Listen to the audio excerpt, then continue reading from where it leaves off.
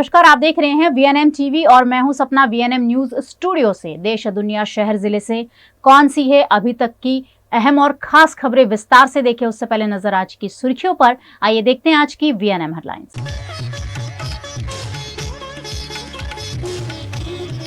देश भर के युवाओं को 51,000 नियुक्ति पत्र का वितरण। प्रधानमंत्री की वर्चुअल उपस्थिति में देश भर में कार्यक्रम।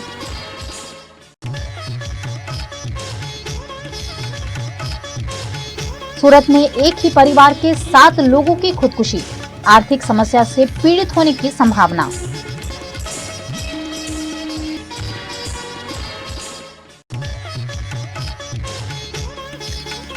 और आज शरद पूर्णिमा पर चंद्र ग्रहण का योग, पूरे भारत में दिखेगा ग्रहण।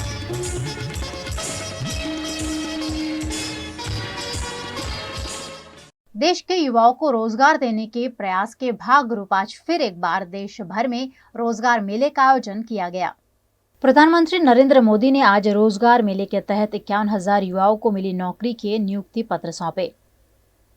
पीएम ने वीडियो कॉन्फ्रेंसिंग के जरिए रोजगार मेले को संबोधित करते हुए कहा कि अब सरकार केवल घोषणा ही नहीं करती, काम भी करती है।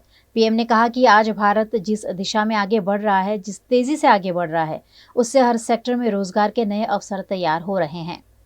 देश के अलग अलग राज्यों और केंद्र शासित प्रदेशों में आयोजित होने वाले रोजगार मेले युवाओं के प्रति हमारे कमिटमेंट का प्रमाण है। हमारी सरकार युवाओं के भविष्य को ध्यान में रखकर मिशन मोड में काम कर रही है। हम न सिर्फ रोजगार दे रहे हैं, बल्कि पूरे सिस्टम को पारदर्शी भी बनाए हुए हैं, जिससे नियुक्ति प्रक्रिया पर युवाओं का भरोसा बना हुआ है। हमने भर्ती प्रक्रिया को न सिर्फ स्ट्रीमलाइन किया है, बल्कि कुछ परीक्षाओं को रिस्ट्रक्चर भी किया है। स्टाफ सिलेक्शन कमीशन की रिक्रूटमेंट साइकिल में जो समय लगता था, वो लगने वाला समय अब करीब करीब आधा हो गया है। यानी सर्कुलर पत्र जारी होने से लेकर नियुक्ति पत्र देने तक के समय को काफी कम कर दिया है। इससे युवाओं के समय की बड़ी बचत हुई है। युवाओं के हित में सरकार ने एक और महत्वपूर्ण बदलाव किया है। एसएससी के कुछ परीक्षाओं को हिंदी, इंग्लिश और 13 क्षेत्रीय भाषाओं में लेना शुरू कर दिया है। इससे बड़ी संख्या में उन युवाओं को नौकरी के लिए आवेदन करने का अवसर मिल रहा है, जिनके रास्ते में भाषा की दीवार खड़ी थी। अहमदाबाद में भी प्रधानमंत्री मोदी की वर्चुअल उपस्थिति में रोजगार मेले का आयोजन किया गया। केंद्रीय मंत्री दर्शना जरदोश समेत के अग्रणियों की उपस्थिति रही। रोजगार मेला अंतर्गत प्रधानमंत्री मोदी द्वारा 51,000 लाभार्थियों को रोजगार का वितरण किया गया, जिसका लाभ अहमदाबाद के युवाओं को भी मिला। प्रधानमंत्री नरेंद्र मोदी सर का मैं बहुत बहुत अभिवादन करना चाहूंगी, बहुत बहुत धन्यवाद कहना चाहूंगी कि उन लोगों ने हमें रोजगार का जो एक अपॉर्चुनिटी दी है, उनके लिए बहुत बहुत धन्यवाद। मेरा नियुक्ति रेलवे के अंतर्गत ट्रेन क्लर्क में हुआ है, जो अहमदाबाद मंडल के अंतर्गत है। मेरा चयन रेलवे में ट्रेन क्लर्क के रूप में हुआ है, जिसके लिए मैं प्रधानमंत्री नरेंद्र मोदी का आभार व्यक्त करता हूँ। માનનીય પ્રધાનમંત્રી શ્રી નરેન્દ્રભાઈના નેતૃત્વની અંદર 10 લાખ નોકરીઓ આપવાનું જે વચન આપ્યું હતું, એ દ્વારા આજે 10મા રોજગાર મેળામાં અમદાવાદ ખાતે રેલ મંત્રાલયે એની આયોજન કર્યું છે। આજે આખા દેશમાં 51,000 જે નોકરીઓ આપવામાં આવી, એમાં રેલ વિભાગ દ્વારા વધારે નિયુક્તિ પત્ર આપવામાં આવ્યા છે। ખાસ કરીને 31% થી ઉપર દીકરીઓને આજે નિમણૂક પત્ર આપવામાં આવ્યા. શરદ પૂનમના દિવસે આજે લોકોના જીવનમાં ઉજાલો થયો અને જે રીતે પ્રધાનમંત્રીશ્રીએ કહ્યું કે આવનારા દિવસમાં દિવાળી પહેલા આ પરિવારના મા બાપ અને આ દીકરાઓએ જે મહેનત કરી છે એને પૂરી ટ્રાન્સપરન્સીથી આ સિસ્ટમથી સરકારી नौकरी સાથે જોડાવાની તક મળી. गुजरात के सूरत में एक ही परिवार के 7 लोगों द्वारा खुदकुशी किए जाने की घटना सामने आई है. गुजरात के सूरत के पालनपुर पाटिया के पास नूतन रो हाउस के सामने स्थित सिद्धेश्वर अपार्टमेंट में एक ही परिवार के 7 लोगों द्वारा सामूहिक खुदकुशी किए जाने की घटना सामने आई है. इस घटना में पति पत्नी, माता पिता और 3 बच्चे शामिल हैं. इस मामले में पिता द्वारा परिवार के सदस्यों को जहर देकर खुद फांसी लगाने की शंका जताई जा रही है. पुलिस द्वारा सबसे पहले मृतदेहों को अस्पताल पहुंचाया गया. साथ ही आसपास के लोगों और परिवार से भी पूछताछ शुरू की गई है. शुरुआती जांच में आर्थिक संकट के चलते खुदकुशी किए जाने का अनुमान लगाया जा रहा है. मनीष कनुभाई सोलंकी करीने 37 वर्षની ઉંમરના જે વ્યક્તિ છે એમણે એમના મમ્મી પપ્પાને 3 છોકરાને એમના વાઈફને દવા પીવડાવી દીધી છે ને પોતે ફાંસો ખાઈને આત્મહત્યા કરી છે. અહીં આવ્યા પછી માહિતી મળી છે સુસાઇડ નોટ પણ મળી છે પોલીસના કહેવા પ્રમાણે, પણ કોઈના નામ લખ્યા નથી. કંઈ પૈસા લેવાના હતા એવી વાત કરી છે પોલીસના માધ્યમથી મને જાણવા મળ્યું, પણ પોલીસ ઇન્વેસ્ટિગેશન કરી રહી છે. જે કંઈ હોય તથ્ય કાયદેસરની કાર્યવાહી પોલીસ કરી રહી છે. અત્યારે તો પીએમ માટે બધી લાશોને રવાના કરી છે. જે કંઈ આવશે ને કાયદેસર પગલાં ભરવામાં આવશે પોલીસ તરફથી એવું આશ્વાસન આપું છું. હાલમાં કોઈ સચોટ કારણ વિશે કોઈ માહિતી ઉપલબ્ધ નથી. એ બાબતની તપાસ કાર્યવાહી ચાલુમાં છે. એમણે જે નોટ મૂકેલી છે એમાં એમણે ખાલી કોઈને પૈસા આપ્યા હતા ને લેવાના બાકી છે એટલું લખ્યું છે, કોઈ નામ કે એમાઉન્ટ દર્શાવેલી નથી એમાં. आज रात लगने वाले चंद्र ग्रहण पर वडोदरा के खगोलविद दिव्य दर्शन पुरोहित ने वीएनएम टीवी से खास बातचीत करते हुए चंद्र ग्रहण से जुड़ी जानकारियां साझा की. आज 28 अक्टूबर शरद पूर्णिमा का दिन है और आज ही चंद्र ग्रहण भी लगने जा रहा है. लेकिन क्या होता है चंद्र ग्रहण और ये क्यों होता है, इसके क्या प्रभाव होते हैं, इसके बारे में आपने कुछ बातें सुनी होंगी. अब उसमें से कौन सी बातें सच हैं, कौन सी झूठ है, इस बारे में अब हम आ पहुँचे हैं एस्ट्रोनॉमर के पास में और उनसे अब जानेंगे चंद्र ग्रहण से जुड़ी कुछ बातों के बारे में. तो चलिए हम शुरू करते हैं अपने इस इंटरव्यू को. आज से की बातचीत होगी हमारी एस्ट्रोनॉमर दिव्य दर्शन पुरोहित जी से. तो मेरा सर से पहला सवाल ये रहेगा कि वो आप लोगों को बताएं कि चंद्र ग्रहण क्या होता है. बहुत बढ़िया क्वेश्चन है. चंद्र ग्रहण वास्तव में देखा जाए तो सेलेस्टियल ऑब्जेक्ट्स यानी सूर्य भी आसमानी पदार्थ है, चंद्र भी आसमानी पदार्थ है और अर्थ भी, सभी सेलेस्टियल ऑब्जेक्ट्स आसमान में मूव करते, अपनी ध्रुवा पर भी घूमते, एक दूसरे के आसपास भी घूमते और काफी 10 प्रकार की गतियां उसके पर लागू पड़ती हैं. ये मूवमेंट के कारण कभी कभी ऐसा हो जाता है कि तीनों पदार्थ एलाइन हो जाते हैं और एलाइन होने के समय पर एक की परछाई दूसरे पर जा गिरती है या एक दूसरे को ढक लेता है. इसको हम ग्रहण कहते हैं. ग्रहणा यानी ग्रास कर लेना, खा लेना. संस्कृत में उसको ग्रास कर लेना बोलते हैं. ग्रहण को ग्रहण कर लिया हमने, ग्रास कर लिया, खा लिया. तो ये चंद्र ग्रहण और सूर्य ग्रहण दोनों ये ग्रास करने की पद्धति है. चंद्र ग्रहण होता है पूर्णिमा के दिन, जैसा सब जानते हैं कि सूर्य और चंद्रमा के बीच में बिल्कुल पृथ्वी आ जाती है, पृथ्वी परछाई चंद्र पर गिरती है तो चंद्र ग्रहण कहलाता है. और सूर्य और पृथ्वी के बीच में जब चंद्र आ जाता है तो चंद्र सूर्य को ढक लेता है तो हम अमावस्या के दिन सूर्य ग्रहण देखते हैं. इस प्रकार के 2 सूर्य ग्रहण और चंद्र ग्रहण होते हैं. आज का जो चंद्र ग्रहण है ये कब होने वाला है और कहाँ कहाँ ये चंद्र ग्रहण दिखने वाला है, उसके बारे में बताइए. हम लोगों ने देखा होगा कि मध्य अमेरिका में 15 दिन पूर्व अमावस्या के दिन सूर्य ग्रहण हुआ था और उसके ठीक 15 दिन बाद आज भारतवर्ष में दिखाई देने वाला, अमेरिका में नहीं दिखाई देगा, भारत में दिखाई देने वाला खंडग्रास यानी कि पार्शियल ल्यूनर इक्लिप्स होने वाला है.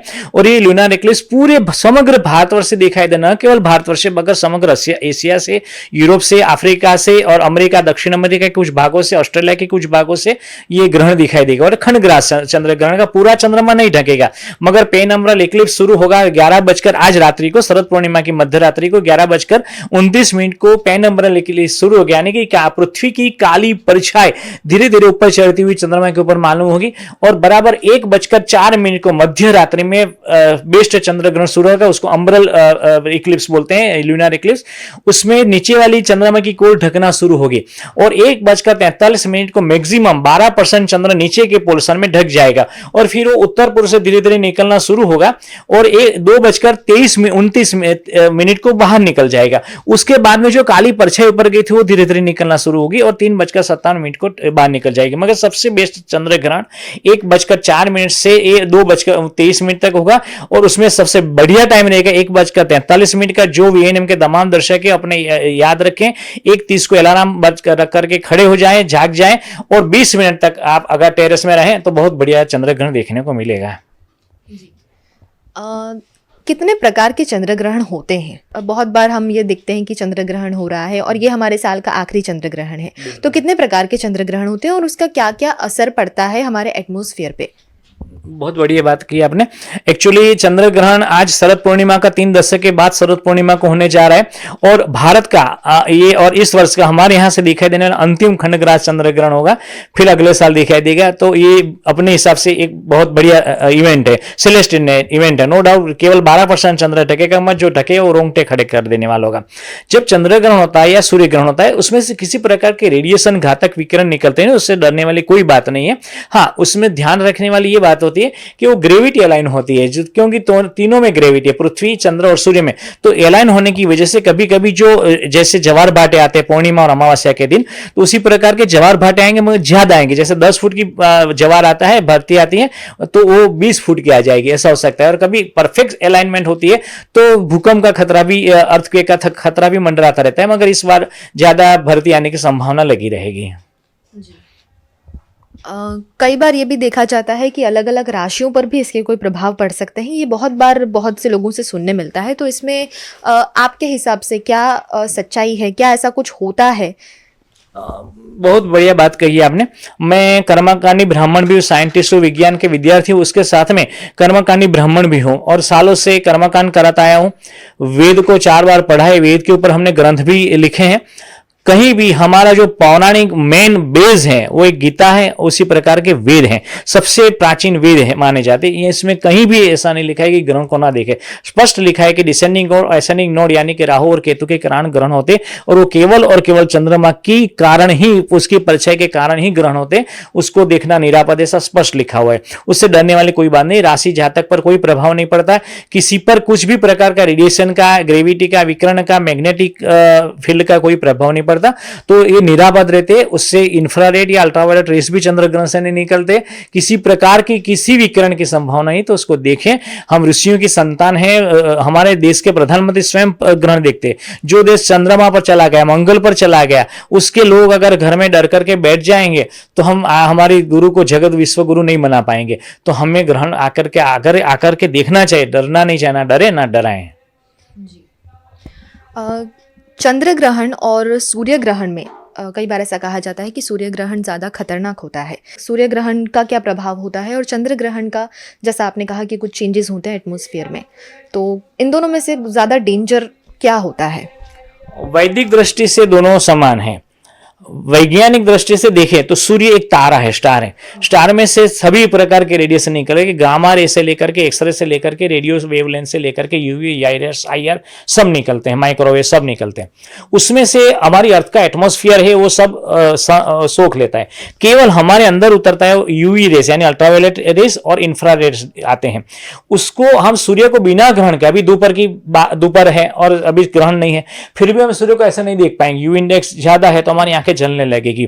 तो सूर्य ग्रहण के टाइम पर क्योंकि आदमी फैसिनेट हो जाता है, एकदम देखने लगता है, तो उसकी आंखें जलने लगती है। ज्यादातर देखने से रेटिना को नुकसान हो सकता है। इसी कारण साइंस कहता है कि सूर्य ग्रहण के समय सोलर फिल्टर एप्रोप्रिएट, ऐसे चश्मे नहीं, सो एप्रोप्रिएट सोलर फिल्टर का उपयोग किया जाए, वेल्डिंग ग्लास DN14 का उपयोग किया जाए। मगर चंद्रमा के साथ में ऐसी कुछ भी बात नहीं है। तो चंद्रमा के ग्रहण को तो कोई भी आदमी देख सकता है, कोई भी टेलीस्कोप की आवश्यकता नहीं, ना फिल्टर की आवश्यकता है। गरीब से गरीब आदमी भी, किसान या मजदूर भी खेत में जाकर के भी देख सकता है। मोबाइल कैमरा, उससे हम फोटोग्राफ निकाल सकते हैं, लाइव भी कर सकते हैं फेसबुक वगैरह पर। मतलब कुछ भी आपदा उससे नहीं, निरापद होता है ग्रहण। चंद्र ग्रहण बिल्कुल निरापद। केवल सूर्य ग्रहण के समय में प्रॉपर फिल्टर का उपयोग करना चाहिए। जी, हमें बचपन से ये चीज़ें सुनने मिलती है कि जब चंद्र ग्रहण होता है या सूर्य ग्रहण होता है तो हमें ये चीज़ें नहीं देखनी चाहिए, इससे हमारे ऊपर कुछ नेगेटिव इफ़ेक्ट्स होते हैं। साथ साथ में हमने ये भी सुना और देखा है कि जब भी ये ग्रहण होते हैं तो जो अच्छे कार्य होते हैं वो बंद हो जाते हैं, जैसे मंदिर के पट बंद हो जाते हैं, कोई शुभ प्रसंग नहीं किया जाता है, कोई शुभ कार्य नहीं किया जाता है। तो ये सारी चीज़ें जो हैं हमें शुरुआत से सिखाई जाती हैं, तो कहीं ना कहीं हम ये चीज़ें बिलीव करने लग जाते हैं। तो इसमें कितनी सच्चाई है और क्या मैसेज आप देना चाहेंगे जो हमारे आज की जनरेशन है उन लोगों को, इसमें सच्चाई क्या है, क्या फैक्ट्स हैं, उसके बारे में थोड़ी जानकारी दीजिए लोगों को। जी, बहुत बढ़िया बात है। हजारों वर्ष पूर्व हमारे प्राचीन ग्रंथ, मूल ग्रंथ जो पूरे विश्व के सबसे प्राचीन वेद हुए, उसमें कहीं भी इन चीजों का उल्लेख नहीं है। भगवान कृष्ण 5,500 वर्ष पूर्व हो गए, उन्होंने गीता जी का प्रादुर्भाव किया, गीता जी में इन चीज का कोई भी उल्लेख नहीं। जो उल्लेख आता है वो 1000 वर्ष पूर्व के ग्रंथ में, जब मुस्लिम आक्रांत आए थे और तलवार के जोर पर उन्होंने ग्रंथों को फेरबदल कर दिया, और उसके कारण हमें ऐसा डर हम में पैदा हो गया। बचपन से सुनते हैं, पीढ़ियों से सुनते आए, 1000 साल से सुनते थे, डर पैदा हो गया कि ये करेंगे तो ये हो जाएगा, ये करेंगे तो ये हो जाएगा। इसका हुआ क्या, अमेरिका 32 करोड़ की पॉपुलेशन है, वहां पर 1200 एस्ट्रोनॉट पैदा हुए, हम 140 करोड़ है हमारे यहाँ। आर्यभट्ट हमारे यहाँ हुआ, वराहमिहिर हुआ, सुश्रुत हुए, चाणक्य हुए, हमारे यहाँ सब कुछ हुआ, हम कहते भी हैं, मगर हमने एक एस्ट्रोनॉट दिया कि और राकेश शर्मा। हम दूसरा का अब्दुल कलाम नहीं दे पाए, दूसरा विक्रम साराभाई नहीं दे पाए, वैज्ञानिक विशेषणी वाले नहीं कर पाए, और कहते हैं कि हम जगत गुरु, कहते हैं हम विश्व गुरु। कैसे बन पाएंगे जब डर करके बच्चे घर में बैठ जाएंगे, घर में घुस जाएंगे और ऐसी बढ़िया इवेंट को ही नकार देंगे। ये भगवान की बनाई इवेंट है। भगवान ने, मैंने तो चंद्र तारे बनाए नहीं, आपने नहीं बनाए। चंद्र तारा सूर्य जो भी बनाए हैं, पृथ्वी, वो भगवान ने बनाई, और भगवान ने ये सभी को हिलाया डुलाया, उसी ये ग्रहण हुआ। तो भगवान की बनाई इवेंट अगर पाप है तो भगवान स्वयं पाप है, पाप भगवान नहीं है, वो इवेंट पाप नहीं है, पाप तो हम करते हैं बुरा कार्य कर करके। तो पाप करना है तो हमें डरना चाहिए हमारे कर्मों से। वो ग्रहण से डरने वाली कोई बात ही नहीं है, वो तो कर्म है ही नहीं, वो तो भगवान की बनाई इवेंट है। उनसे डरना मतलब भगवान से डरना, उनको पाप बोलना, गंदा बोलना, उसको बुरा बोलना, यानी भगवान को बुरा और गंदा बोलना, तो ये बच करके रहना चाहिए, अंधविश्वास से दूर रहना चाहिए। अगर हम आगे बढ़ना चाहते हैं, अगर अमेरिका से भी आगे बढ़ना चाहते हैं, तो जय श्री राम बोलने से नहीं हो पाएगा। जय श्री राम को हृदय में देना पड़ेगा स्थान, तब जाकर के हम ये कर पाएंगे। तो हमें अंधविश्वास से तो दूर होना ही पड़ेगा। अगर जब तक अंधविश्वास हमारे सर पर मंडराता रहेगा, हम कुछ भी अच्छा कार्य नहीं कर पाएंगे। तो अगर आगे आना है तो इनसे बाहर निकलिए, सच्ची बात को जानिए, उसमें डीप चले जाएं, क्या बात है, कौन सा सत्य सत्य है और कौन सा झूठ झूठ है। हंस, गायत्री माता हंस पर विराजमान है, क्षीर और नीर का विवेक करती है, यानी दूध और पानी को अलग कर देती है। हमें भी अलग करना चाहिए, विवेक बुद्धि का यूज करना चाहिए कि सत्य क्या है और असत्य क्या है। और ये जब तक करेंगे नहीं, तब तक हम विज्ञानी नहीं बनना है, वैज्ञानिक विचारसरणी ही नहीं पैदा कर पाएंगे। और जब तक ये नहीं होगी, तब हम भारत को महागुरु, जगत गुरु नहीं बना पाएंगे। अगर बनाना है तो अंधविश्वास को मिटाना ही पड़ेगा। तो आज हमने ये जान ली बातें सारी, जो चंद्र ग्रहण से जुड़े सारे सवाल थे कि क्या होता है, कितने प्रकार के होते हैं, और जो सबसे बड़ा सवाल हमारा उठता है कि क्या हम चंद्र ग्रहण को देख सकते हैं या नहीं। इन सभी सवालों के जवाब हमने जाने हमारे एस्ट्रोनॉमर दिव्य दर्शन पुरोहित जी से। उम्मीद करते हैं कि आपको आज का ये जो बातचीत थी ये आपको पसंद आई होगी। फिर मिलेंगे एक और नए वीडियो के साथ में, तब तक जुड़े रहिएगा VNM टीवी के साथ। गुजरात के वडोदरा में क्रिकेट को बढ़ावा देने के लिए कार्यरत बड़ौदा क्रिकेट एसोसिएशन की वार्षिक साधारण सभा आज सिर्फ 30 मिनट में पूरी कर ली गई। वडोदरा के ज्योति गार्डन में बड़ौदा क्रिकेट एसोसिएशन की AGM का आयोजन किया गया, जिसमें बड़ौदा क्रिकेट एसोसिएशन के अध्यक्ष प्रणव अमीन, अन्य पदाधिकारी और सदस्यों की बड़ी संख्या में उपस्थिति रही। BCA की AGM के एजेंडे में 12 मुद्दों को शामिल किया गया। वहीं सवाल उठाने वाले कल्पेश परमार और कमल पंड्या को AGM से पहले ही मेल करके जवाब दे दिया गया, और ऐसे में सिर्फ 30 मिनट में AGM को पूरा कर लिया गया। बड़ौदा क्रिकेट एसोसिएशन की AGM से पहले सवाल उठाने वाले एडवोकेट कमलकांत पंड्या ने उनके मुद्दों पर बिना विचार विमर्श किए मेल पर सवालों के जवाब दे दिए जाने पर आपत्ति जताई। मेरे जो 11 मुद्दे मैंने उपस्थित किए थे, वो सब मुद्दे के अंदर आज उन्होंने ऐसा बोल दिया कि आपको ईमेल से जवाब भेज दिया है। आज तक, अभी तक मेरे को आज की तारीख में कोई ईमेल मेरे को मिला नहीं है। आई सर्च आउट, बस ये क्या है कि इनको भी क्या है कि मेजोरिटी है, मेजोरिटी के हिसाब से इसमें क्या है, आज AGM आपने बुलाई है, सबको शांति से बैठाओ, सबको सुनो, जिसके क्वेरी है वो क्वेरी के खुलासे करो। वो कोई करने के लिए तैयार नहीं है। बस उन्होंने बोल दिया कि भाई आपको ईमेल से भेज दिया है और आप देख लो, लेकिन लोगों का प्रश्न क्या है, लोगों का ऐसा नहीं है भी तो कॉन्स्टिट्यूशन के विरुद्ध जाते हो, सिलेक्शन में ये पोजीशन है, क्रिकेट का इम्प्रूवमेंट नहीं हो रहा है, वो सब मुद्दा है। अभी वो कबूल करते हैं कि कौटुंबिक के जाने के लिए एक ही रास्ता है और 2 रास्ता का हम प्रयत्न कर रहे हैं। लेकिन सरकार के साथ एमओयू, आप सरकार को बोलो कि ये बड़ौदा शहर के लिए हम स्टेडियम बना रहे हैं, हमारे बीसीए के लिए नहीं बन रहा है, तो कुछ भी रास्ता निकले। लोकशाही प्रणाली के मुताबिक जो भी खुलासा होता है वो खुलासा करने की तक देनी चाहिए। लेकिन क्या होता है, अभी मेजोरिटी हो गई है और एक तरफी चल रहा है। बड़ौदा क्रिकेट एसोसिएशन की एजीएम मामले अध्यक्ष प्रणव अमीन ने कहा कि महत्वपूर्ण मुद्दों पर एजीएम में चर्चा की गई है। संगठन में नए सदस्यों को जोड़ने और वडोदरा में बने क्रिकेट स्टेडियम में एक नया रास्ता बनाने समेत के मुद्दों पर प्रणव अमीन ने अपना जवाब दिया। આજે મેન અમારા એજન્ડા આઇટમ્સ હતી, જે રૂટીન એજન્ડા આઇટમ્સ હતી કે passing of accounts, appointment of ombudsman, approving of minutes, appointment of ombudsman, જે regular agenda, statutory appointment statutory auditor, એમાં રેગ્યુલર એજન્ડા આઇટમ્સ હતી, એના ઉપર મેઇન મીટિંગ થાય છે. બરોબર. એકચ્યુઅલી અમારો સૌથી ઇમ્પોર્ટન્ટ પ્રોજેક્ટ છે કોટનમીની સ્ટેડિયમ, એ ઓલમોસ્ટ કમ્પ્લીશન ફેઝ પર આવી ગયો છે.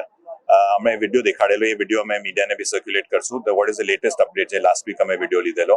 ત્યાં ઇફ યુ કેન સી હમણાં ખુરશીઓ લગાવવાનું કામ ચાલુ થઈ ગયું છે અને ઇન્ટિરિયર્સનું કામ ચાલુ છે. આમાં એક વસ્તુ જે છે કે આપણે જ્યારે બી પાસમાં ખરીદેલી, ત્યાં રસ્તાનો એક્સેસ થોડો ઓછો છે, એટલે એની માટે વી નીડ વધારે રસ્તાનો એક્સેસ. 35 મીટરનો રસ્તો જોઈએ, 30 મીટરનો રસ્તો જોઈએ છે, જે અમે ગુજરાત ગવર્મેન્ટ સાથે બીસીએનો એમઓયુ છે. So we are utilising the Gujarat government. આપણા 2 local senior MLAs Shri Yogeshbhai Patel અને શ્રી બાલુભાઈ શુક્લા અમને અસિસ્ટ કરે છે. એમની સાથે અમને ચીફ મિનિસ્ટર ભૂપેન્દ્રભાઈ પટેલને બી ખાસી વાર મળી આવ્યા છે. And they have said that they will help us. એટલે જેવો રસ્તો થશે એટલે all necessary permissions will come. But stadium તૈયાર છે. આઈ થિંક નેક્સ્ટ 2-3 મહિનામાં इंटीरियर्स भी બધા પતી જશે. गुजरात के वडोदरा में दिवाली के त्योहार से पहले जीएसटी की छापेमारी से व्यापारियों में हड़कंप मच गया है। दिवाली के त्योहार से पहले जीएसटी की छापेमारी वडोदरा शहर के कई इलाकों में पिछले 2 दिनों से जारी है। इसी के तहत वडोदरा के रावपुरा इलाके में कार एक्सेसरीज के व्यापारियों के वहां छापेमारी की गई। नागरवाड़ा इलाके में सरदार भवन के खांचे में जगदम्बा कार एक्सेसरीज पर जीएसटी विभाग के अधिकारियों ने छापा मारा। त्योहारों के दौरान वाहनों की खरीदारी के बाद एक्सेसरीज विक्रेताओं के वहां से एक्सेसरीज की खरीदारी होती है। इसी बीच जगदम्बा कार एक्सेसरीज में 2 दिनों से जीएसटी की जांच जारी है, जिसके चलते अन्य व्यापारियों में भी हड़कंप का माहौल देखने मिल रहा है।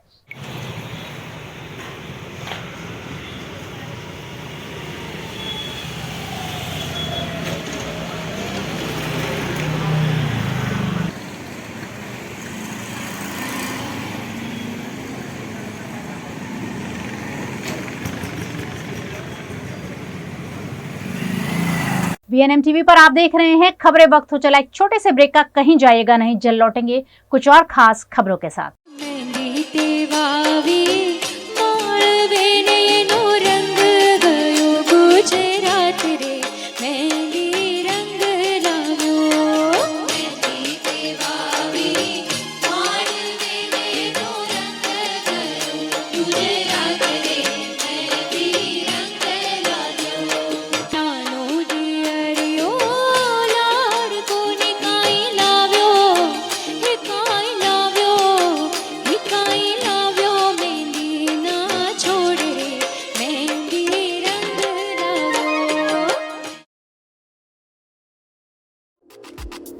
दर्शनम ओशन वडोदरा के गोत्री वासना रोड पर 4 BHK स्काई विलास आधुनिकता की परिकल्पना को साकार करता है। दर्शनम ओशन आलीशान प्रोजेक्ट, जहां आपको खुद का घर लगेगा 5 स्टार होटल।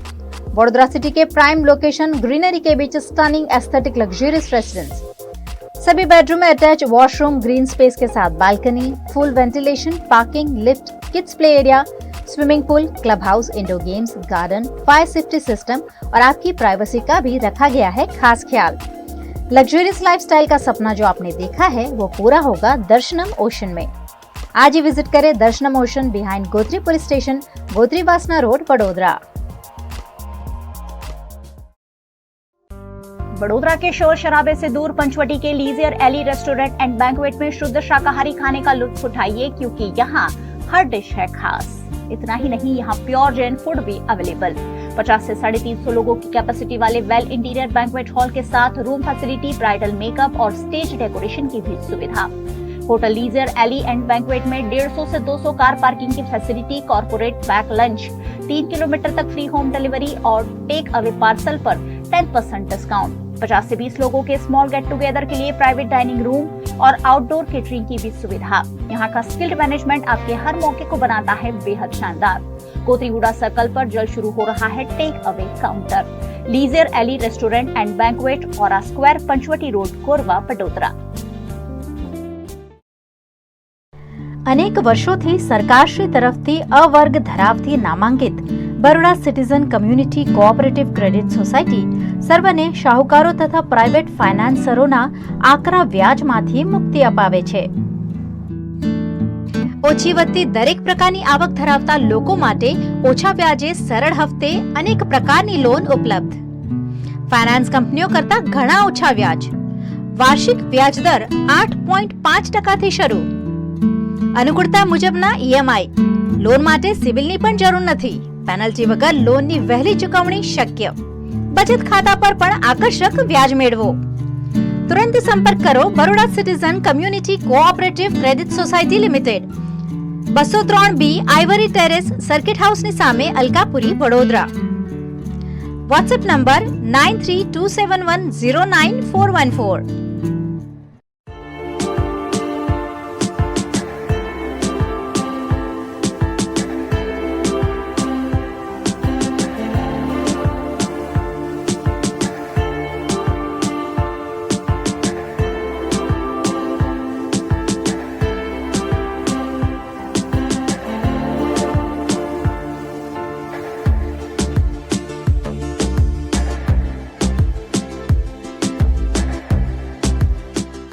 भारत ले रहा है इलेक्ट्रिक अंगड़ाई। क्यों न हम साथ चले, साथ चले, साथ बढ़े, साथ बढ़े, देश मेरे, देश मेरे। देश को ले जाए नई दिशा की ओर। आपका जॉय, भारत का जॉय।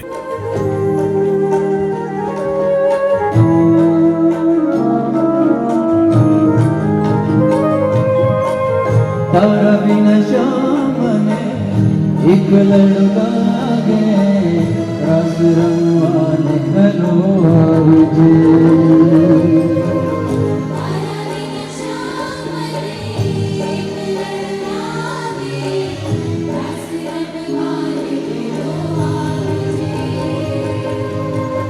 तारा बिना शाम में एक लड़ू लागे, रस रंगवाने घनो आवजे।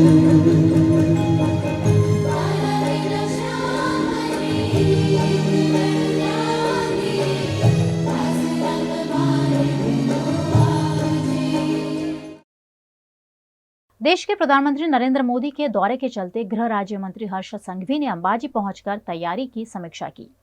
देश के प्रधानमंत्री नरेंद्र मोदी गुजरात दौरे पर आ रहे हैं। पीएम मोदी 30 अक्टूबर को अंबाजी दर्शन करने वाले हैं, जिसकी तैयारियां अंबाजी में पुलिस और प्रशासन द्वारा की जा रही है। इसी के तहत गुजरात के गृह राज्य मंत्री हर्ष संघवी अंबाजी पहुंचे और उन्होंने कलेक्टर, एसपी और अधिकारियों के साथ मंदिर का निरीक्षण किया। हर्ष संघवी ने इस दौरान अंबाजी मंदिर नृत्य मंडप में बनाए गए श्री यंत्र को भी देखा, जिसका लोकार्पण 30 अक्टूबर को प्रधानमंत्री के हाथों किया जा सकता है। अहमदाबाद के जय भोले ग्रुप द्वारा 1 करोड़ की लागत से यहाँ श्री यंत्र बनाया गया है, जिसका लोकार्पण देश के प्रधानमंत्री नरेंद्र मोदी कर सकते हैं। गृह राज्य मंत्री हर्ष संघवी ने मौके पर पहुंचकर प्रधानमंत्री मोदी की सुरक्षा में किए गए इंतजामों की समीक्षा की। देश के प्रधानमंत्री नरेंद्र मोदी 30 अक्टूबर को मां अंबा के दर्शन के लिए अंबाजी आ रहे हैं, जिसकी तैयारियां पुलिस और प्रशासन द्वारा की जा रही है। 2 दिन बाद देश के प्रधानमंत्री नरेंद्र मोदी गुजरात दौरे पर आ रहे हैं। इस दौरान वे कई कार्यक्रम में शामिल होंगे। देश के प्रधानमंत्री नरेंद्र मोदी गुजरात की प्रसिद्ध तीर्थधाम अंबाजी में दर्शन हेतु जाने वाले हैं। 30 अक्टूबर को प्रधानमंत्री मोदी अंबाजी में मां अंबा के दर्शन करेंगे। उनके कार्यक्रम को लेकर अंबाजी में तैयारियां चाक चौबंद शुरू कर दी गई है। मोदी के कार्यक्रम को लेकर एसपीजी ने हेलीपैड पर निरीक्षण किया। इस मौके पर एसपीजी, कलेक्टर, एसपी समेत के अधिकारियों ने अंबाजी निकट चिखला में बनाए गए हेलीपैड का निरीक्षण किया। प्रधानमंत्री मोदी चिखला के हेलीपैड पर उतरकर अंबाजी मंदिर में दर्शन करने के लिए जाएंगे। प्रधानमंत्री मोदी के अंबाजी दर्शन कार्यक्रम को लेकर प्रशासन द्वारा सुरक्षा की चाक चौबंद व्यवस्था कर दी गई है। પીએમસીની વિઝિટને લઈ અને બનાસકાંઠા પોલીસે તમામ પ્રકારની વ્યવસ્થા અંબાજી ખાતે કરી નાખી છે કે જેની અંદર 2000થી વધારે પોલીસના માણસોનો બંદોબસ્ત જે 3 લેયરમાં વહેંચાયેલો છે. જે પહાડી એરિયા અને જંગલ વિસ્તાર છે ત્યાં માઉન્ટિંગ યુનિટ એટલે કે અમારા ઘોડા દ્વારાનું પેટ્રોલિંગ, કાચા રસ્તા ઉપર બાઇક દ્વારા અને બાકી રસ્તાઓ ઉપર અમારી મોટરસાઇકલ દ્વારા બી પેટ્રોલિંગ હાલમાં સ્ટાર્ટ થઈ ગયું છે. આ ઉપરાંત અહીંયા જે હોટલો આવેલી છે, ધર્મશાળાઓ આવેલી છે તેની ઉપર અમારી સ્પેશિયલ ઓપરેશન ગ્રુપની ટીમ અને એલસીબીની ટીમ દ્વારા કન્ટિન્યુઅસ ચેકિંગ કરવામાં આવી રહ્યું છે. જેટલા બી યાત્રાળુઓ શ્રદ્ધાળુઓ આવી રહ્યા છે તેનું પણ પ્રોપર રીતે ડોક્યુમેન્ટેશન થઈ અને કોણ કયા સમયે દર્શન કરી રહ્યું છે તેનું ફિસ્કિંગ ચેકિંગ બી કરવામાં આવી રહ્યું છે. આ સિવાય भी દરેક વસ્તુ પર જીવનભરી नजर हाल में बनावामां आवी रही है. आज रात होने वाले चंद्र ग्रहण को लेकर गुजरात के प्रसिद्ध तीर्थधाम सोमनाथ मंदिर हस्तक के सभी मंदिर बंद रखे गए हैं. आज शरद पूर्णिमा के मौके पर चंद्र ग्रहण पड़ रहा है. चंद्र ग्रहण को लेकर गुजरात के प्रसिद्ध तीर्थधाम श्री सोमनाथ मंदिर और ट्रस्ट हस्तक के सभी मंदिर को बंद रखा गया है. शनिवार को होने वाले चंद्र ग्रहण को लेकर ग्रहण के वेद स्पर्श से लेकर मोक्ष तक नियमित होने वाली पूजा आरती समेत के धार्मिक कार्य बंद रखे गए हैं. ये चंद्र ग्रहण भारत में भी देखा जाएगा. ऐसे में शाम 4 बजे से लगने वाले सूतक को ध्यान में रखते हुए सभी धार्मिक आयोजनों को रोक दिया गया है. आज देश भर के मंदिरों को चंद्र ग्रहण के चलते बंद रखा गया है. 29 अक्टूबर को सभी मंदिर अपने नियत समय पर खुल जाएंगे और धार्मिक आयोजन भी सुचारू रूप से संपन्न किए जाएंगे. આના માટે આપણા શાસ્ત્રોમાં એવું લખેલું છે કે જ્યારે ચંદ્રગ્રહણ હોય તો એના 12 કલાક પહેલા વેદ લાગી જાય. તો જ્યારથી વેદ લાગે ત્યારથી લઈને ગ્રહણ પૂર્ણ થાય, જ્યાં સુધી ગ્રહણ પૂરું ન થાય અડધી રાત સુધી, ત્યાં સુધી જે અશક્ત છે એના માટે છૂટ છે. પણ જે સશક્ત લોકો છે એમને વેદ લાગ્યા પછી ભોજન ન લેવું જોઈએ. બનતા સુધી જેટલા થઈ શકે એટલા જપ કરવા જોઈએ, મનન કરવું જોઈએ, ધાર્મિક વૃત્તિઓમાં જોડાવવું જોઈએ, ભજન કરવા જોઈએ, કીર્તન કરવા જોઈએ. ભગવાનનું નામ સ્મરણ જેટલું પણ કરી શકે એનાથી એના જીવનની અંદર ઘણા બધા પ્રભાવો પડે છે. ઘરની અંદર સુખ શાંતિ સમૃદ્ધિ અને ચંદ્રગ્રહણના હિસાબે જે કંઈ પણ તકલીફો છે એ તકલીફો થતી નથી અને એના શુભ પ્રભાવો એમના ઉપર પડે. અને આ સમય દરમિયાન જેટલું પણ સત્કર્મ કરે છે એનું બમણું ફળ શાસ્ત્રમાં લખેલું છે. ચંદ્રગ્રહણ વેદનો પ્રારંભ થતો હોય તમામ મંદિરોમાં પૂજાવિધિ બંધ રહેશે. તેમજ સાયમ આરતી છે એ પણ બંધ રાખવામાં આવશે. ચંદ્રગ્રહણના દિવસે સોમનાથ મંદિર તેમજ તમામ ટ્રસ્ટ સત્રના મંદિરોમાં દર્શન રાબેતા મુજબ ચાલુ રહેશે. વેદનો મોક્ષ મધ્યરાત્રિએ 3:08 થતો હોય ત્યારબાદ એટલે કે બીજા દિવસે સોમનાથ મંદિરમાં દર્શન અને પૂજા રાબેતા મુજબ શરૂ રહેશે.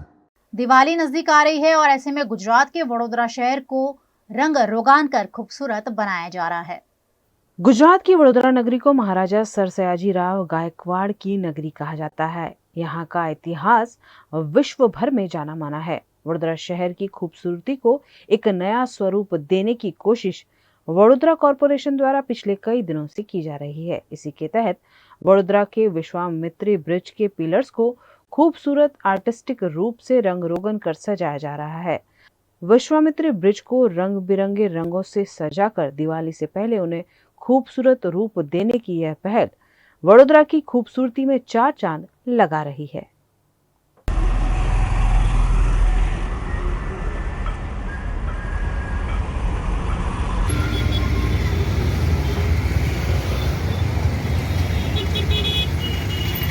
गुजरात के वडोदरा के जेतलपुर रोड पर स्थित आदिक्यूरा हॉस्पिटल में विश्व स्ट्रोक दिवस को लेकर प्रेस कॉन्फ्रेंस का आयोजन किया गया. कल 29 अक्टूबर विश्व स्ट्रोक दिवस के तौर पर मनाया जाता है. गुजरात के वडोदरा में स्थित आदिक्यूरा सुपर स्पेशलिटी हॉस्पिटल मध्य गुजरात का सबसे व्यापक स्ट्रोक केयर सेंटर है, जिसमें अनुभवी स्ट्रोक केयर टीम 24 घंटे उपलब्ध है. विश्व स्ट्रोक दिवस के उपलक्ष्य में आदिक्यूरा अस्पताल द्वारा कार्यक्रम का आयोजन किया जाएगा और प्रेस कॉन्फ्रेंस कर लोगों को जागृत किया गया. 29 अक्टूबर हर साल वर्ल्ड स्ट्रोक डे की तरह सेलिब्रेट किया जाता है. The objective of this celebration is लोगों में स्ट्रोक के बारे में यानी कि पैरालिसिस के बारे में एक अवेयरनेस क्रिएट करने का ऑब्जेक्टिव है और इसीलिए इस दिन को सेलिब्रेट किया जाता है. स्ट्रोक के जो लक्षण है उसको पहचानने के लिए हमने एक शॉर्ट फॉर्म बनाया हुआ है, जिसको अगर मैं हिंदी में कहूँ तो उसको बोलते हैं बचाओ. मतलब अगर बचाओ आएगा तो तुरंत स्ट्रोक रेडी हॉस्पिटल में जाना है. क्या है बचाओ? ब मतलब बाजू. अगर किसी के बाजू में मतलब हाथ में या पैर में कमजोरी आ गई है। च मतलब चेहरा, अगर किसी का चेहरा टेढ़ा हो गया है। फिर ब चा आ मतलब आवाज़, अगर किसी की आवाज़ बंद हो गई या आवाज़ बिगड़ गई है अचानक से। और वह मतलब वक्त, ये वक्त है कि तुरंत हमें स्ट्रोक की अस्पताल में जाना है। तो अगर जनरल पब्लिक बचाव को याद रखेगी तो तुरंत वो स्ट्रोक को पहचान सकती है। गुजरात के वडोदरा में ऑटिस्टिक लोगों को स्पेशल ट्रेनिंग देने के लिए the rich centre for autism and special need खोला गया है, जहां दिवाली के मद्देनजर स्पेशल बच्चों द्वारा बनाई गई वस्तुओं का एग्जीबिशन लगाया गया, जिसमें दिए, wall hanging, paintings, pen stand की प्रदर्शनी लगाई गई। दिवाली का त्योहार पास आ गया है। अब सभी ने बड़े बड़े मॉल से, दुकानों से दिवाली की शॉपिंग तो कर ही ली होगी, लेकिन क्यों ना इस दिवाली हम कुछ खास करें, कुछ खास अपनों के लिए, कुछ खास ऑटिस्टिक बच्चों के लिए। तो आज हम इसी दौरान आ पहुंचे हैं गोत्री की rich centre for autism and special needs centre, जहां पर ऑटिस्टिक बच्चों द्वारा बहुत ही सुंदर सुंदर कलाएं पेश की गई है। आप देख सकते हैं हमारे पीछे ये मिट्टी के सुंदर सुंदर दिए, रंग बिरंगे दिए दिखाई दे रहे होंगे आपको, जिसमें बहुत ही सुंदर सी कलाकृतियां की गई है। हम आपको बता दें कि ये सारी चीजें, ये सारी कलाएं ऑटिस्टिक बच्चों द्वारा की गई हैं।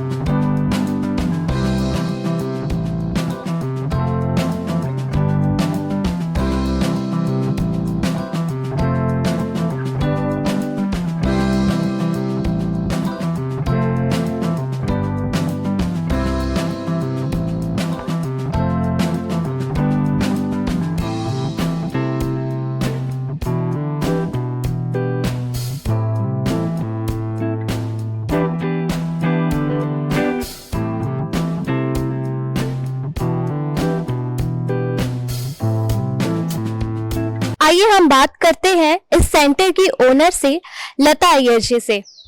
Welcome ma'am. Thank you ma'am, आपने जो ऑटिस्टिक बच्चों के लिए ये सेंटर खोला है, इसका उद्देश्य क्या है? इसका उद्देश्य ये है कि एक तो पहले मैं एक पेरेंट हूँ, तो मैंने जब मेरी बेटी को मतलब आज से करीब 20 साल पहले की बात है, जब उसका ऑटिज्म डायग्नोस हुआ था, तब तो यहाँ पे बिल्कुल भी अवेयरनेस नहीं थी और मैंने उसके लिए पूरी अपनी पढ़ाई इसमें करी है। बीएड में स्पेशल एजुकेशन किया हुआ है और फिर मैंने बहुत कोशिश करी कि मैं अलग अलग थेरेपी सेंटर पे जाके उसके साथ उसको देखूं कैसे काम करते हैं, बट ऐसा लगा कि मतलब कहीं से हमको कोई ज्यादा हेल्प नहीं मिल रहा था। तो फिर मैंने ये सेंटर शुरू किया है और ये जब शुरू किया तो मेरे को एक ही चीज ऐसा लग रहा था कि मुझे पता था कि ऑटिज्म एक ऐसा डिसऑर्डर है जो लाइफ लॉन्ग है, वो मतलब नहीं जाने वाला है, बच्चे के साथ रहने वाला है, एक न्यूरोलॉजिकल डिसऑर्डर है। और इसमें ऐसा है कि जितना हम पेरेंट्स को ट्रेन कर सकें उतना ज्यादा बेटर है, क्योंकि मैं जो ट्रेनिंग लेके आई थी वो एक पेरेंट चाइल्ड ट्रेनिंग प्रोग्राम था। तो हम लोग का भी यही इच्छा था कि ये बच्चे सारे अपने पैर पे खड़े हो जाएं और इंडिपेंडेंट हो जाए। तो एक हमारा एक है कि बहुत अच्छा हम एक वोकेशनल सेंटर खोले जहाँ पे बच्चे आए, काम करें और उनके पैर खुद अपने पैर पे खड़े हो, जैसे भी मतलब जिस चीज में भी उनका पोटेंशियल हो। आप देख रहे होंगे कि ऑटिज्म बच्चों के द्वारा, ऑटिज्म पीड़ित बच्चों के द्वारा कितनी सुंदर सुंदर इन दियों में कलाकृतियां की गई है। मैम, ये बच्चों के द्वारा कैसे किया गया है, इस चीज का पर्पस क्या है इस एग्जीबिशन का? मेरा नाम मीनाक्षी जोशी है। मैं भी आके काफी सीख रही हूँ। ऑटिस्टिक बच्चे के अंदर जो स्किल है उसकी डेवलपमेंट करने की हम कोशिश कर रहे हैं। जब भी दिवाली नजदीक आती है तब हम ये सब काम करते हैं। बच्चे जो है अंदर कलर लगाते हैं, ऊपर हम थोड़ी कलाकृति उसको सिखाते हैं और धीरे धीरे करते हैं। इसके बाद ये जो है हम इसकी एग्जीबिशन करते हैं। एग्जीबिशन में उसका सेल भी होता है। फिर ये जो हमारे स्पेशल नीड्स वाले बच्चे हैं उनको हम वो पैसे देते हैं ताकि उसको ऐसा लगे कि हम कुछ अर्न कर रहे हैं, हम भी कुछ कर सकते हैं और हम भी सोसाइटी के अंदर कुछ दे सकते हैं। ये हमारा मेन पर्पस है। जैसा कि हमने सेंटर की ओनर से बात की, लता मैम से, उन्होंने बताया कैसे ये बच्चे हमारी नॉर्मल लाइफ जीने की कोशिश कर रहे हैं। ये कोशिश है कि ये स्पेशल नीड्स बच्चे हमारी तरह एक नॉर्मल लाइफ जी पाए, अपना काम सीख कर बड़े होकर रोजगार प्राप्त कर पाए। तो यदि आप इन बच्चों को सपोर्ट करना चाहते हैं तो ये सेंटर गोत्री में स्थित है और आप आइए, यहाँ पर बच्चों के द्वारा बहुत ही सुंदर सुंदर चीज़ें बनाई गई हैं, इन्हें खरीदिए और इन्हें इनका आत्मविश्वास बढ़ाइए। AMRC गुजरात यूनिवर्सिटी द्वारा हर साल आयोजित होने वाले 15वें प्रकृति अंतर्राष्ट्रीय डॉक्यूमेंट्री फिल्म फेस्टिवल का 28 से 30 अक्टूबर तक अहमदाबाद में आयोजन किया गया है, जिस पर CEC नई दिल्ली के डायरेक्टर जगत भूषण नड्डा ने जानकारी दी। डिजिटल एजुकेशन वैसे मेरा मानना है कि 4 ढंग से होता है। एक तो फीचर फिल्म होता है, दूसरा डॉक्यूमेंट्रीज होती हैं और तीसरा क्रेडिट अर्न करने के लिए मैसिव ओपन ऑनलाइन कोर्सेज होती हैं और चौथा होता है स्वयं प्रभा। स्वयं प्रभा में हम प्रोग्राम्स बनाते हैं, डेवलप करते हैं स्टूडियोज़ में और उसके बाद हमारे पास 10 चैनल्स हैं। उस 10 चैनल्स में हम उसको डिसेमिनेट करते हैं जो सारे भारतवर्ष। द ऑब्जेक्टिव अभी है कि at this point of time the gross enrollment ratio of the nation is 27.1% और सरकार बड़ी सीरियस है एजुकेशन के बारे में और इसलिए new education policy, national education policy 2020 भी आई। इसका बढ़ावा कैसे दें और अनरीच्ड जो लोग हैं उन तक कैसे ये एजुकेशन पहुँचे। अभी भारत में करीब 1100 विश्वविद्यालय हैं और 40 से 50 हज़ार कॉलेजेस हैं और ग्रॉस एनरोलमेंट रेशियो 70 साल में 27.1% है। इसको 50% चाहते हैं सन 1935 तक। अब ये 13 साल जो बच रहे हैं, इसमें डबल करना एक चैलेंज का काम है। तो ये चैलेंज ये पक्का है कि 1100 विश्वविद्यालय और नहीं खड़े हो सकते हैं इन 12-13 साल में। दूसरी चीज़ ये कि 40-50 हज़ार कॉलेजेस भी चाहिए जो अनदर 25% ग्रॉस एनरोलमेंट रेशियो उसको इंक्रीज करने के लिए। इसलिए digital is the only way, इसी के माध्यम से अनरीच्ड को जो ज्योग्राफिकली, सोशली, इकोनॉमिकली डिप्राइव्ड हैं उनको कैसे मेन स्ट्रीम में जोड़ा जाए, इस बारे में हम काम करते हैं, प्रोडक्ट डेवलप करते हैं, कोर्सेज बनाते हैं और उसको फिर हम डिसेमिनेट करते हैं, चाहे टीवी चैनल्स हो या स्वयं प्लेटफॉर्म हो। हम स्वयं के और स्वयं प्रभा के नेशनल कोऑर्डिनेटर हैं। हम उन सब्जेक्ट्स को हैंडल करते हैं जो नॉन टेक्निकल है, जैसे इंजीनियरिंग, मेडिसिन, इन सब को छोड़ करके बाकी जितने विश्वविद्यालय में कोर्सेज चलते हैं अंडर ग्रेजुएट में एंड पोस्ट ग्रेजुएट में, उनका हम ध्यान रखते हैं। 12 और लैंग्वेजेस में हम ट्रांसलेट कर रहे हैं। अब ये ट्रांसलेशन का काम बड़े तेज़ी से चल रहा है और जब बच्चा पढ़ेगा तो वो अपनी भाषा में कोर्स पढ़ेगा, जिससे कि उसको सुविधा हो और वो सिर्फ अंग्रेज़ी और हिंदी के पीछे उसका पढ़ना छूट जाए, ऐसा हम नहीं चाहते हैं। एक ये भी लॉ बना है कि कोई भी यूनिवर्सिटी में जो स्टूडेंट पढ़ रहा है वो 40% क्रेडिट ऑनलाइन अर्न कर सकता है और अपनी डिग्री प्राप्त कर सकता है। देश के प्रधानमंत्री नरेंद्र मोदी 31 अक्टूबर को सरदार वल्लभ भाई पटेल को श्रद्धांजलि अर्पित करने गुजरात आ रहे हैं। 31 अक्टूबर को सरदार पटेल की जन्म जयंती के मौके पर देश के प्रधानमंत्री Narendra Modi statue of unity में सरदार पटेल की प्रतिमा को श्रद्धांजलि अर्पित करेंगे। इस मौके पर प्रधानमंत्री मोदी द्वारा करोड़ों के विकास कार्यों का लोकार्पण और शिलान्यास किया जाएगा। यहाँ प्रकृति के संरक्षण के लिए ग्रीन इनिशिएटिव के तहत 5 परियोजनाओं का आयोजन किया गया है। वहीं 100 करोड़ रुपए की लागत से एक विजिटर सेंटर का निर्माण किया जाएगा। प्रधानमंत्री 31 अक्टूबर को इसका शिलान्यास करेंगे। 100 करोड़ रुपए की लागत से एक विजिटर्स सेंटर का निर्माण किया जाएगा। ये एक रिसेप्शन सेंटर के रूप में कार्य करेगा जो सैलानियों को सूचना और दिशा प्रदान करेगा। इसके साथ ही प्रधानमंत्री 7.5 करोड़ रुपए की लागत से निर्मित कमलम पार्क का भी लोकार्पण करेंगे। वाराणसी की भव्य महागंगा आरती से प्रेरणा लेकर विशेष रूप से बनाए गए घाट पर नर्मदा के किनारे नर्मदा आरती की जाएगी। ये पहल आध्यात्मिक अनुभव को और अधिक मोहक बनाएगी। पर्यटकों की सुविधा के लिए एकता नगर में 7.5 करोड़ की लागत से 2 फिक्सिंग बूथ के साथ 150 मीटर के वॉकवे का निर्माण किया गया है। प्रधानमंत्री यहां 81 करोड़ के खर्च से निर्मित Gujarat state cooperative bank limited के सहकार भवन का लोकार्पण भी करेंगे। JMR वारालक्ष्मी फाउंडेशन की ओर से एकता स्किल डेवलपमेंट सेंटर भी यहां कार्यरत किया जाएगा। गुजरात के वडोदरा के MS यूनिवर्सिटी की फैकल्टी ऑफ सोशल वर्क में प्लेसमेंट ब्रोशर लॉन्च इवेंट का कार्यक्रम आयोजित किया गया। वडोदरा की एमएस यूनिवर्सिटी की विश्व प्रसिद्ध सोशल वर्क फैकल्टी के छात्रों को नौकरी मिल सके, इस आशय के साथ प्लेसमेंट ब्रोशर तैयार किया गया है, जिसका लॉन्च इवेंट आयोजित किया गया। MHRM और MSW के 2022 से 2024 बैच के छात्रों के लिए खास प्लेसमेंट ब्रोशर तैयार किया गया है, जिसके लॉन्च इवेंट कार्यक्रम में शाइन फार्मास्यूटिकल्स लिमिटेड के executive director Pradeep Agrawal, steel strips vehicle limited के chief human resource officer Pathik Almola, faculty of social work के dean professor doctor Bhavna Mehta समेत के अग्रणी उपस्थित रहे। सीनियर MSW और सीनियर MHRM बच्चों के जॉब प्लेसमेंट के लिए जो फैकल्टी ऑफ सोशल वर्क का प्लेसमेंट सेल जो कार्य करता है, उसके लिए ये ब्रोशर बनाया गया है, जो आज के बाद सभी इंडस्ट्रीज़, ऑर्गेनाइजेशंस, कंपनीज़ में भेजा जाएगा, ताकि हमारे बच्चों को नौकरी के लिए ये कंपनी आने के लिए सिलेक्ट करे और उन्हें अच्छी जॉब की अपॉर्चुनिटीज़ मिले। गुजरात के अहमदाबाद में अमृत महोत्सव अंतर्गत आयोजित मेरी मिट्टी मेरा देश कार्यक्रम का आयोजन किया गया। आजादी के अमृत महोत्सव अंतर्गत आयोजित मेरी मिट्टी मेरा देश कार्यक्रम के तहत पूरे देश के हर गांव से मिट्टी एकत्रित की गई है और उसे दिल्ली भेजा जाएगा।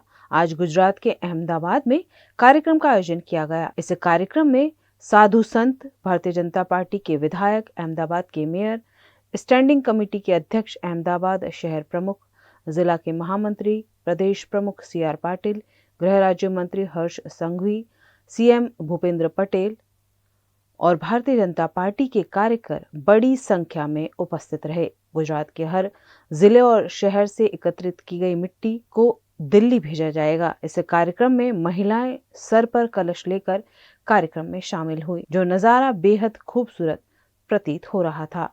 साथ ही काफी लंबा तिरंगा भी यहाँ लहराया गया। इस कार्यक्रम में बड़ी संख्या में लोग उपस्थित रहे और इस कार्यक्रम को भव्य बनाया।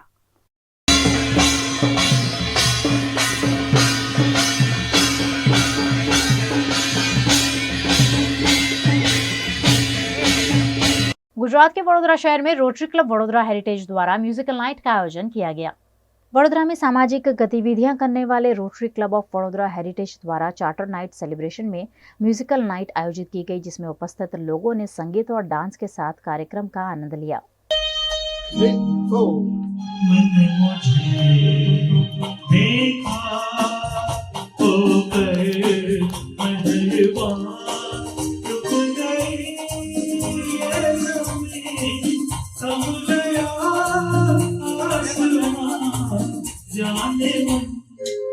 जाने जा तुमने मुझे देखा, हो गए मेहरबान, रुक गई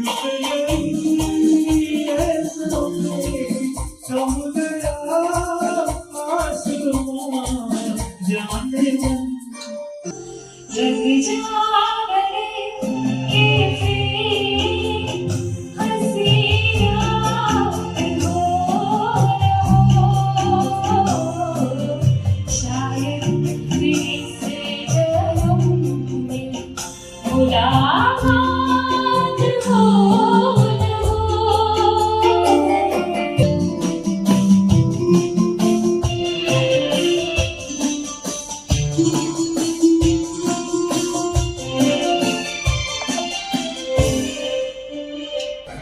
हमारा जो काम है औरतों को और बच्चों को हेल्थ केयर का, एजुकेशन का, जो हम 7 फोकस एरियाज हैं रोटरी के, उससे अटेंशन देते हैं। और कल ही हमने एक हेल्थ कैंप करा है, जहाँ औरतों को और बच्चों को हेल्थ केयर का हिसाब करा है। गुजरात के वडोदरा में मानसिक रूप से क्षतिग्रस्त लोगों के लिए कार्यरत स्पंदन स्कूल द्वारा गरबा प्रतियोगिता का आयोजन किया गया। वडोदरा के कारेलीबाग में स्पंदन स्कूल फॉर मेंटली चैलेंज संस्था कई सालों से कार्यरत है। हर साल की तरह इस साल भी स्पंदन द्वारा open Baroda garba competition for mentally challenge का आयोजन किया गया, जिसमें स्पेशल स्कूल के 300 से ज्यादा बच्चों ने शिरकत करते हुए गरबा खेलने का आनंद लिया।